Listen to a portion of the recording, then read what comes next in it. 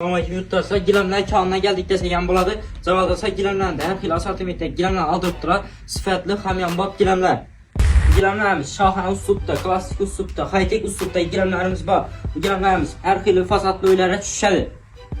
Giləmlərimiz hər xil rəngdə, hər xil svetdə var. Qızıl, gök, sarı, ağ, hər xilisi. Yenə giləmlərimiz gəlişindən davam etdirdi. Hər xil svetdə, hər xil nərfdə gələdir. Sizlərə bu giləmlərimizin sifətinin nərfini aytıb ötsək, bu giləmimiz universal giləm, arkasına oturqaya işlətilgən sifətli, xamyanbab 30% skidkəyə düşdü, gəlişi bilər. Bunda seri sveti.